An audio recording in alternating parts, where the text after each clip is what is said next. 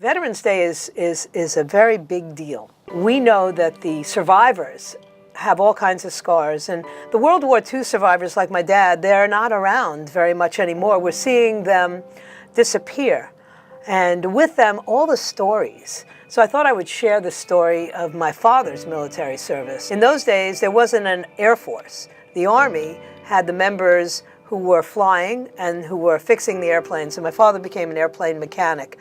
And my father served in Pearl Harbor. But the day that the Japanese bombed Pearl Harbor, my father was in San Francisco on leave. And he tells me the story of how when the word got out of what had happened, he had to get back to Pearl Harbor and then began what he described as one of the most incredible operations that the United States military ever undertook. They had to restore the planes and the aircraft carriers as quickly as possible. They were engaged in a war now, for real. And my father went to work, had no time to mourn their fellow soldiers who had perished.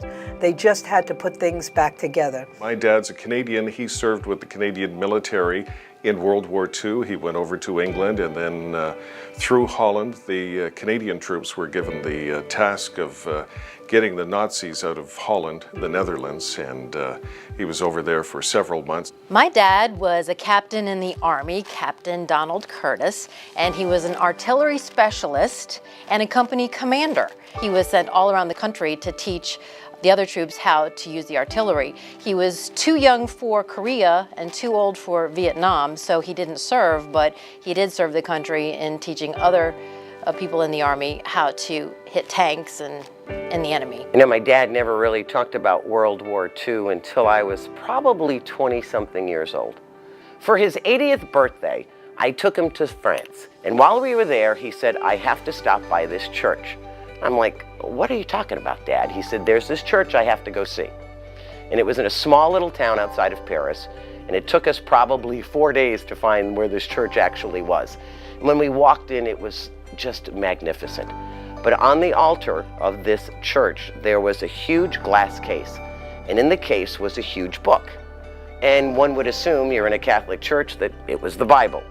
And while we were sitting there, I watched the priest walk on the altar, open up the case, turn the page, put the marker back in, lock the case back up. So I walked up on the altar to see what was going on, and it wasn't the Bible. It was a book filled with names.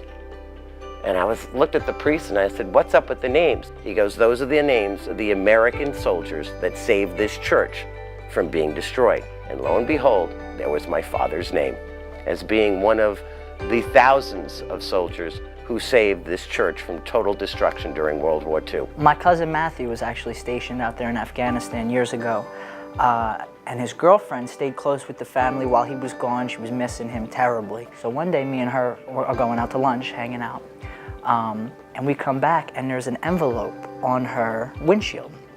She opens it up, 2 $20 bills inside, and a note that says, "I want to thank you. I saw your bumper sticker.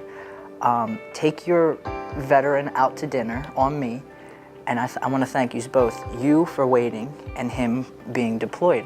She was in tears all over the place. She was crying, and I never saw the bumper sticker, so I go on the back, and it said, "Half my heart is in Afghanistan." I want to honor my grandfather, Nikola Deshaka, who fought in World War II as a airplane mechanic in the Air Force. He was actually stationed in Japan during occupied Japan. I just want to say thank you for all that you guys do, because if it wasn't for him, I wouldn't have been able to go to college. So I thank you, and thank you for protecting our country. I'm proud to say that I come from a very long line of veterans. My grandfathers, my father, my twin brother, all served in the United States Army.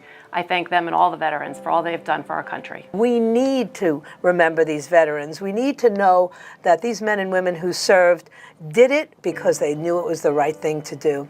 For anybody who's a veteran today, just doing your job in my world is simply awesome. You, my friend, should be honored above and above everybody else. Happy Veterans Day. God bless America.